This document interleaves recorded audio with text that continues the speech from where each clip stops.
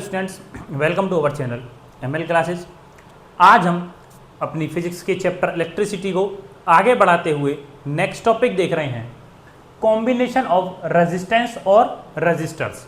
हमने अभी तक सिंगल रजिस्टर रेजिस्टेंस पढ़ा था। सिंगल रेजिस्टेंस क्या होता है यही हमने पढ़ा था। अभी मानो एक ही क्वेश्चन में हमारे पास दो रेजिस्टेंस आ जाएं, एक ही वायर में हमको दो रेजिस्टेंस गिवन आ जाते हैं, तो उस कंडीशन में हम क्या करने वाले हैं। तो सबसे पहले देखो, अगर हमारे पास दो रजिस्टर या रेजिस्टेंस आने वाले हैं एक सिंगल वायर में, तो वो दो तरीके से ही आ सकते हैं। एक तो होंगे वो सीरीज में और एक वो हो जाएंगे पैरेलल में। देखो, या तो हमको ऐसे गिवन हो सकता है कि हमारे पास एक वायर है और एक रजिस्टर यहाँ हो गया और एक रजिस्टर हमारा यहाँ हो गया, ए और बी दो हो गए। अब एक कंडीशन क्या हो सकती है हमारे पास, एक इस तरीके से कंडीशन बन सकती है, या तो वो इस तरीके से हो सकता है, ये वाली कंडीशन हो सकती है। तो हमारे पास सिर्फ यही दो कंडीशन होने वाली हैं। तो इस वाली कंडीशन को क्या कहेंगे, सीरीज। इस वाली कंडीशन को क्या कहेंगे, पैरेलल। ये पैरेलल में है क्योंकि दोनों आपस में पैरेलल में है रेजिस्टेंस, ये एक दूसरे के आमने सामने है, तो ये सीरीज में हो गए। तो यही दो कंडीशंस हमारी बनने वाली हैं। इन्हीं दोनों कंडीशंस को हम इसमें पढ़ने वाले हैं कि हमारा रेजिस्टेंस दो कंडीशन से कंबाइन हो सकता है, या तो सीरीज में या तो पैरेलल में। सबसे पहले इसको लिख लेंगे, the resistance can be combined in two ways. द resistance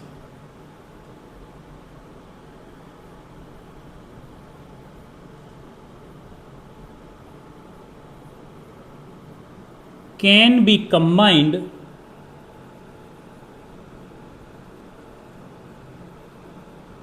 into two ways. Two ways मतलब दो तरीके से ये हमारा कंबाइन हो सकता है। Number one series, number two parallel. Number one series,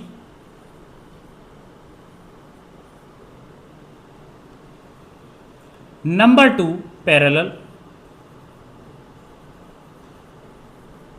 तो सबसे पहले हम नंबर वन सीरीज पढ़ने वाले हैं कि सीरीज की डेफिनेशन लिखेंगे, सीरीज में किस तरीके से रेजिस्टेंस होता है, इस तरीके को हम देखेंगे। देखो, नंबर वन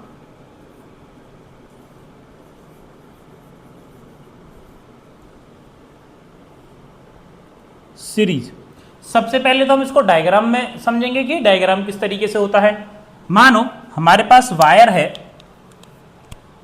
ये हो गया हमारा सीरीज का।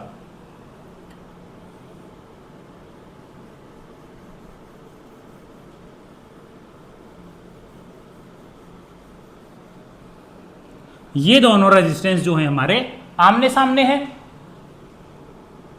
इसको बोल देंगे हम R1 और इसको बोल देंगे हम R2। ये वायर है, इधर की तरफ हमारा करंट I फ्लो हो जाएगा। अब इसकी डेफिनेशन लिखते हैं। डेफिनेशन इसकी हम किस तरीके से लिखते हैं, when two or more resistance. अच्छा, ये कंपलसरी नहीं है कि ये सिर्फ दो ही हो सकते हैं, ये दो भी हो सकते हैं, तीन भी हो सकते हैं, चार भी हो सकते हैं, पांच भी हो सकते हैं, कितने भी हो सकते हैं, लेकिन होंगे सारे सीरीज में। तो इसकी डेफिनेशन क्या हो जाएगी, when two or more resistance are connected end to end consecutively they are said to be connected in series. तो इसको लिखेंगे, when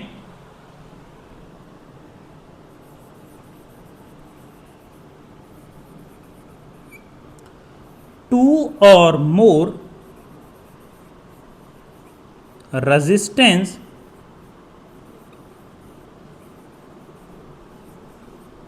are connected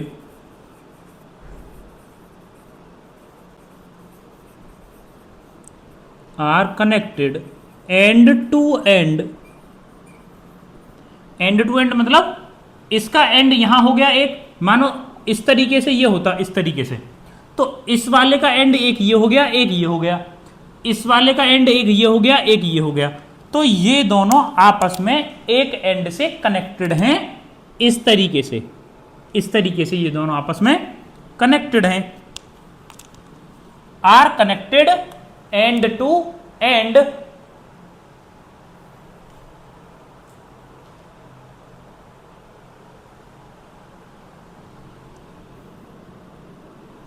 connected end to end, they are said to be connected in series. They are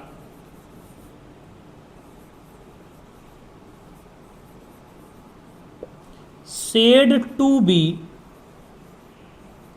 connected in series. तो हो गया हमारा series. Number 2 क्या देखने वाले हैं हम? पैरेलल। देखो पैरेलल इधर की साइड देखेंगे,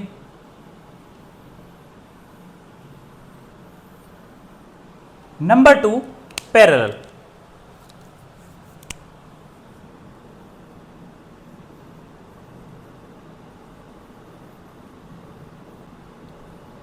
देखो सीरीज में तो इस तरीके से कनेक्ट हो गए, पैरेलल में ये पैरेलल यानी ऊपर नीचे कनेक्ट होंगे। तो किस तरीके से डायग्राम बन जाएगा इसका? ये हमारी वायर हो गई, इसके दो पार्ट इस तरीके से निकल गए,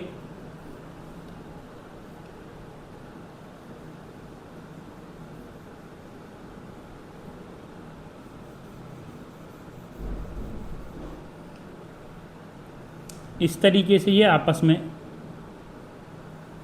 कनेक्ट हो जाएंगे आगे चलकर, और एक वायर यहां से इस तरीके से निकल जाएगा। ये हो गया हमारा R1, ये हो गया हमारा R2। कुछ इस तरीके से ये कनेक्ट होंगे। इसकी डेफिनेशन लिख लेते हैं। इसकी डेफिनेशन क्या हो जाएगी? व्हेन 2 और more resistance are connected, when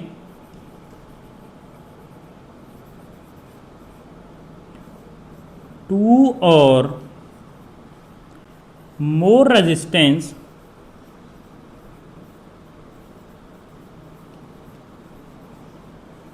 are connected,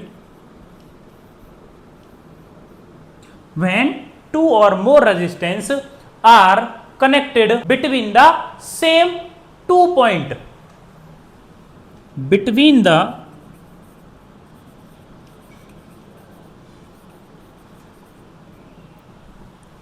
same 2 point,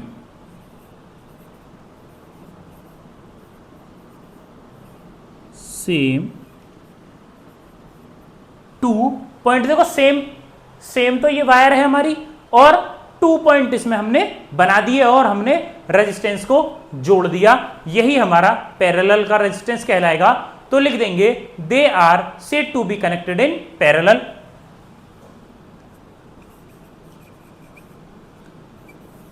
They are said to be connected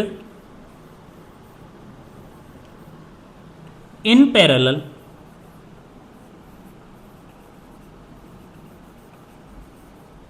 इसको हम पैरेलल में कनेक्ट बोलेंगे और इसको हम सीरीज में कनेक्ट बोलेंगे। दोनों को अच्छे से अपनी नोटबुक में उतारेंगे, देखेंगे। अगर हम किसी भी रेजिस्टेंस को इंक्रीज करना चाह रहे हैं टोटल रेजिस्टेंस को, तो हमें वो रजिस्टर जो है वो हमको सीरीज में जोड़ना होगा, और अगर हम रेजिस्टेंस को घटाना चाह रहे हैं तो वो हमको पैरेलल में जोड़ना होगा। तो इस चीज को लिख लेंगे, इंपॉर्टेंट डालकर लिखेंगे। सबसे पहले क्या लिखेंगे इसमें? If we want to increase the total resistance, if we want to increase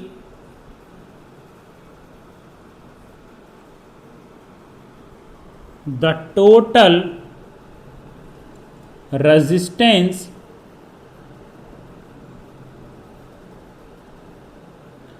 then the individual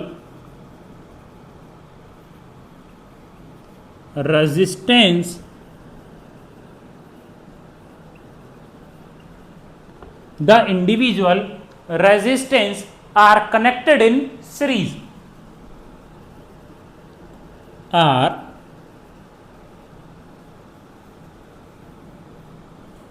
connected in series.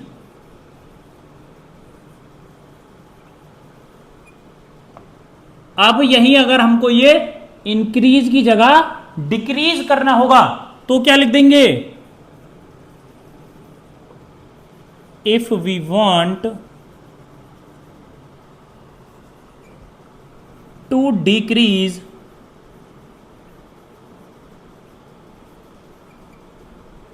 The total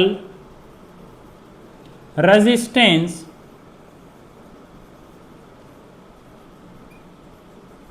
अगर हमको टोटल रेजिस्टेंस डिक्रीज करना है तो हम क्या करेंगे?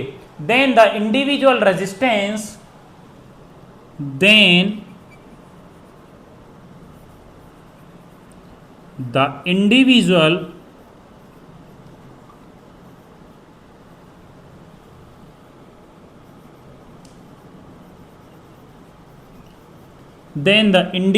resistance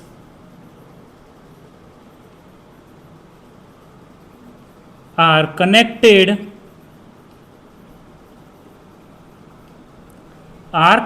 in parallel। तो हमको ये पैरेलल में जोड़ने होंगे, नोट करेंगे दोनों पॉइंट को। अब देखेंगे इसकी सब हेडिंग क्या होने वाली है। हमारी मेन हेडिंग चल रही है combination of resistance. Combination of resistance में दो चीज हो गई, सीरीज और पैरेलल हो गई। तो नंबर 1 जो हम पढ़ाने जा रहे हैं, अब इसका सीरीज पढ़ाने जा रहे हैं कि अगर हमारे रेजिस्टेंस जो हैं अगर वो सीरीज में जुड़े हुए हैं तो क्या होने वाला है। तो अगर देखो, अगर सीरीज में हमारे रजिस्टर जुड़े हुए हैं तो जैसे मानो पहले का है 2 ओम, तीसरे का 4 ओम, तीसरे का 5 ओम, चौथे का 6 ओम, तो लगातार हम उनको जोड़ देंगे और हमारा टोटल फाइनल रेजिस्टेंस आ जाएगा। सबसे पहले इसको लिखते हैं, किस तरीके से लिखेंगे और फिर फॉर्मूला बनाते हैं। तो सबसे पहले क्या लिखेंगे? The combined resistance of any number, the combined resistance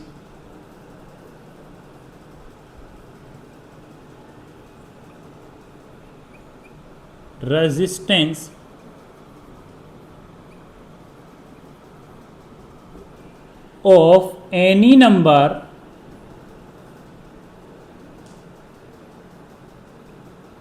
the combined resistance of any number of resistance connected of resistance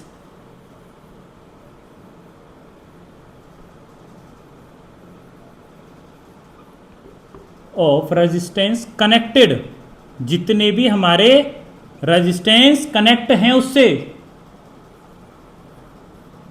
2 हैं 4 हैं, जितने भी रेजिस्टेंस कनेक्टेड हैं किसमें? सीरीज में है। Are connected in series, are connected in series, किसमें connect हैं? सीरीज में। तो वो किसके बराबर होंगे? Is equal to the sum of individual resistance, is equal to the sum, is equal to the sum of, is equal to the sum of individual resistance।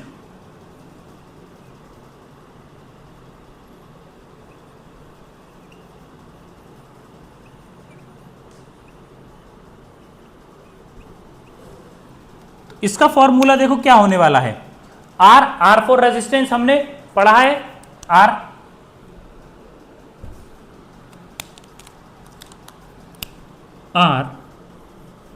For resistance हमने पढ़ा है, वही हमको निकालना है टोटल। अब कनेक्टेड इन सीरीज कितने भी हो सकते हैं, तो इसको हम क्या लिख देंगे? देखो R1 plus R2 plus R3 plus R4, और ये कहीं तक भी चले जाएंगे। ये हमारे कहीं तक भी जा सकते हैं। मानो छोटा सा एग्जांपल लेते हैं। हमारे पास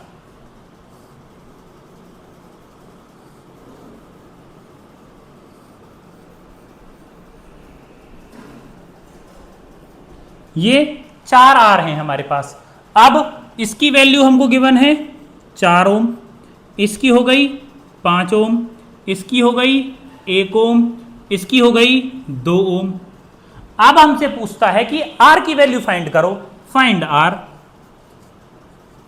हमसे बोलता है फाइंड आर, तो हम क्या करेंगे, देखो इसको मान लेंगे R1, इसको मान लेंगे R2, इसको मान लेंगे R3 और इसको मान लेंगे R4 और सभी को जोड़ देंगे। किस तरीके से, देखो R1 plus R2 plus R3 plus R4। R1 क्या है 4, 5, 1 और 2, देखेंगे 5 4 9 और 1 10 और 2 12 ओम इसका आंसर आ जाएगा। इसी तरीके से कनेक्ट होते हैं हमारे सीरीज में, नोट करेंगे। तो हमने काफ़ी बच्चों का ऐसे डाउट देखा है कि सर ये R1 R2 R3 ये कहाँ से आ गए, ये किस तरीके से आ गए। तो ये R1 R2 R3 जो रिपीटेडली बार बार आ रहे हैं, ये कहाँ से आए हैं, कैसे आए हैं, ये हम आपको बताने जा रहे हैं। तो हेडिंग क्या डालनी है हमको, resultant resistance of 2 resistance connected in series. सबसे पहले हम देखेंगे 2 रेजिस्टेंस के बारे में, 1 एंड 2, 2 रेजिस्टेंस के बारे में देखेंगे कि 2 रेजिस्टेंस में हम पहले से जानते हैं, देखो R equal to R1 plus R2 आएगा। तो वो कैसे आएगा, कहां से आ गया ये R1 प्लस R2। तो देखो इस वाले डायग्राम को बनाएंगे। सबसे पहले ये बैटरी से कनेक्टेड है, 2 रेजिस्टेंस हैं, ये रहे, करंट I फ्लो हो रहा है इनमें, R1 R2 रेजिस्टेंस हैं, ये V1 V2 है और ये कंप्लीट V है और ये R है। सबसे पहले तो हम इसको लिखेंगे और देखेंगे सबसे पहला पॉइंट कि जो हमारा R1 है वही हमारा V1 है। तो ये क्या है, ये है पोटेंशियल डिफरेंस। ये जो है ये वोल्ट, जो करंट हम पढ़ते आ रहे हैं वो क्या पढ़ते आ रहे हैं, वो पढ़ते आ रहे हैं हम पोटेंशियल डिफरेंस। क्या पढ़ते आ रहे हैं, पोटेंशियल डिफरेंस पढ़ते आ रहे हैं। तो हम इसको क्या लिख सकते हैं, R1 is equal to V1 का पोटेंशियल डिफरेंस है। जो हमारा R1 है वो हमारा V1 का पोटेंशियल डिफरेंस है। किसका हो गया, R1 V1 का। उसी तरीके से R2 V2 का हो जाएगा, R2 हो जाएगा V2 का potential difference.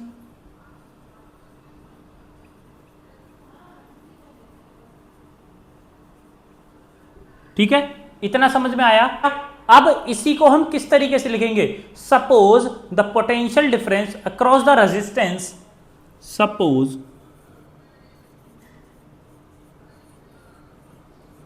The potential difference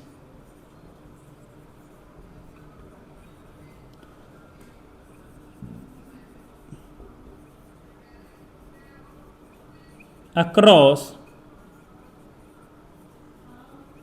the resistance, वो हमने अभी यही बताया है, यही चीज है। तो क्या हो जाएगा, R1 is equal to V1 और R2 is equal to V2। इतना समझ में आ गया। इसके बाद क्या लिखेंगे हम, टोटल पोटेंशियल डिफरेंस। टोटल, ये तो हमारा सिर्फ R1 R2 का है, V1 V2 है। अब क्या लिखेंगे, टोटल, इस कंप्लीट में कितना वो होने वाला है। तो क्या लिखेंगे, total potential difference is equal to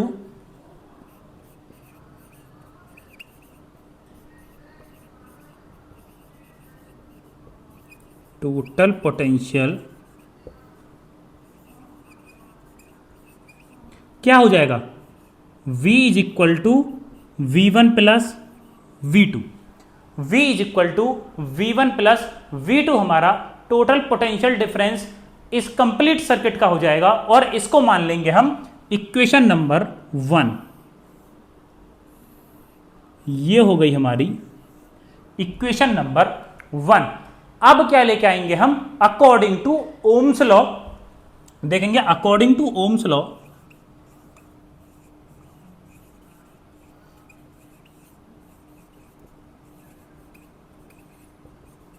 according to Ohm's law.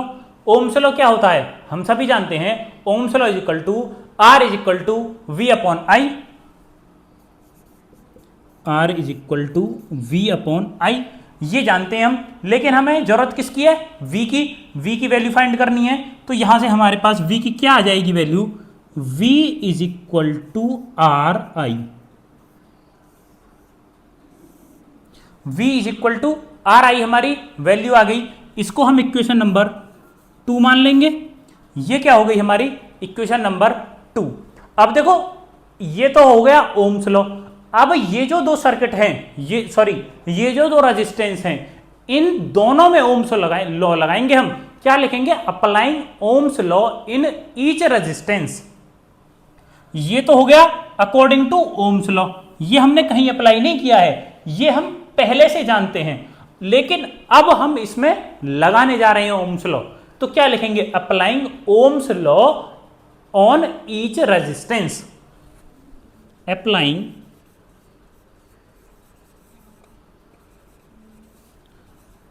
Ohm's law in each resistance. तो सबसे पहले क्या आ जाएगा हमारा V1 is equal to R1 into I, V1 is equal to R1 into I. ये कैसे आया है, देखो हम क्या जान रहे हैं, V ये है हमारा ओम्स लॉ। तो जहां यहां V है तो वहीं तो हम यहां भी V ढूंढेंगे ना। यहां V क्या है, V1 है, तो V की जगह हमने V1 रख दिया। यहां क्या आ गया R, तो R यहां पर ढूंढेंगे, R यहां क्या है, यहां R1 है। और यहां I ढूंढेंगे तो I यहां पर क्या है, I यहां पर I है। इतना ही लिख देंगे और इसको मान लेंगे इक्वेशन नंबर 3।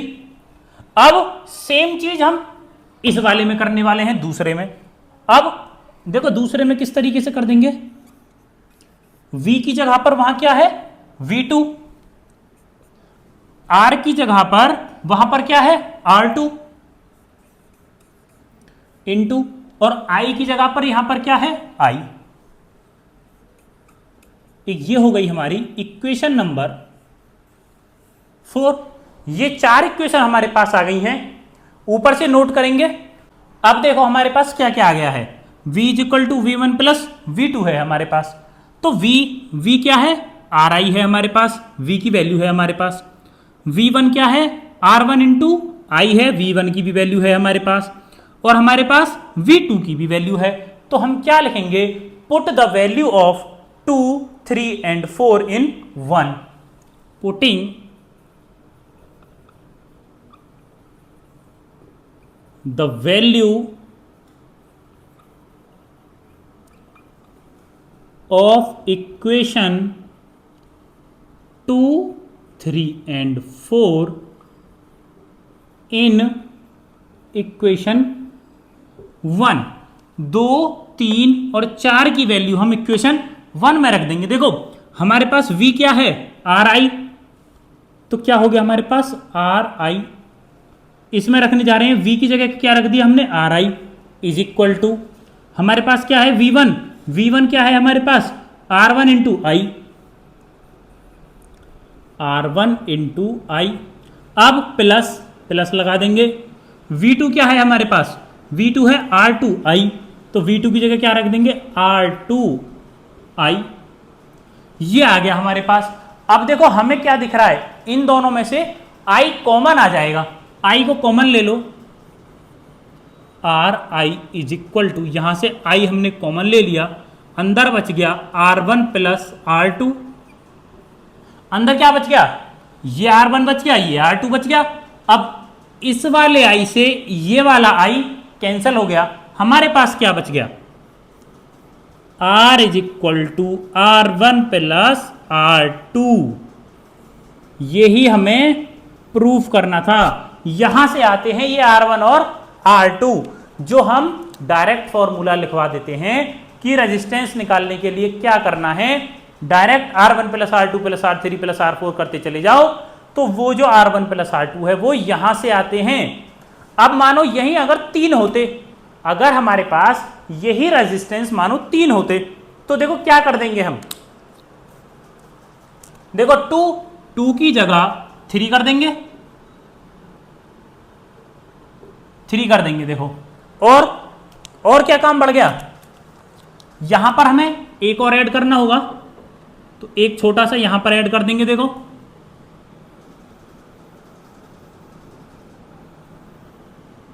ये ऐड हो गया, इसको बोल देंगे हम R3। मानो अब इसकी जो लेंथ हो गई वो यहां तक हो गई, एक और I हो गया, ये हो गया हमारा R3, ये हो गया हमारा V3, यहां तक इसकी दूरी हो गई।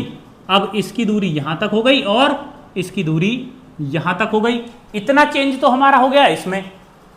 अब यहां तक जो हमने रफ कर दिया है वो सेम होने वाला है, ये सेम हो, ये यहां पर देखो V1 प्लस V2 किया था हमने। क्यों किया था हमने V1 प्लस V2? क्योंकि हमारे पास V1 और V2 थे, लेकिन अब हमारे पास आ गया V3, तो हम यहां पर क्या कर देंगे, प्लस V3, एक और आ गया हमारे पास। अब ये हमारा सेम रहने वाला है, फॉर्मूला होता है, हमने V1 निकाला था, V2 निकाला था, लेकिन अब हमको V3 भी निकालना होगा। तो V3 निकालने के लिए क्या करेंगे, देखो यहां निकाल देते हैं हम V3। देखो V3 जो यहां पर किया है हमने, हमको V3 निकालना है अकॉर्डिंग टू ओम्स लॉ। तो V हो गया, R3 हो गया, R क्या हो गया, R3 इंटू I क्या हो गया, I है, I हो गया। अब हमारे पास कितनी इक्वेशंस थी, पहले 4 थी, अब इसको हम 5 मान लेंगे। ये हो गई हमारी इक्वेशन नंबर 5। अब इसमें क्या करेंगे, देखो इसमें 2 3 4 5 इन सभी की वैल्यू उठाकर इस वाली इक्वेशन में रख देंगे, जो कि हमारी इक्वेशन नंबर 1 थी। देखो, putting the value of equation 2 3 4 5 in equation 1, 2 3 4 5 की वैल्यू 1 में रख देंगे। v की वैल्यू क्या है, Ri। तो देखो पहले लिख देंगे इसको, v is equal to V1 plus V2 plus V3 plus इतना ही है, V3 तक है। v की जगह पर Ri रख दो, v की जगह पर हो गया Ri। V1 की जगह पर R1 plus I, R1 into I plus R2 into I plus R3 into I. V3 की वैल्यू R3 इंटू आई इस तरीके से रख दिया। अब क्या देख रहे हैं, I कॉमन ले लो, Ri is equal to I common आ गया, R1 plus R2 plus R3, ये बच गया हमारा। ये आई से ये आई कैंसिल हो गया और हमारे पास क्या आ गया, हमारे पास आ गया R is equal to R1 plus R2 plus R3, ये आ गया हमारे पास। ये 3 के लिए हो गया। अगर हमको 4 के लिए करना है तो V4 is equal to R4 into I, R4 into I हो जाएगा। यहां पर एक V एक्स्ट्रा मान लेंगे और उसकी वैल्यू यहां पर रखकर एक और R4 आ जाएगा। इसी तरीके से ये सीरीज आगे की तरफ चलती चली जाएगी। हमको बस ये देखना था कि ये बढ़ किस तरीके से रहे हैं, ये कहां से आ रहे हैं, R1 plus R2 plus R3 कहां से आ रहे हैं। मैं उम्मीद करता हूं सभी को ये समझ में आ गया होगा कि ये R1 R2 R3 कहां से आ रहे हैं और कैसे आ रहे हैं। नोट करेंगे सारे को।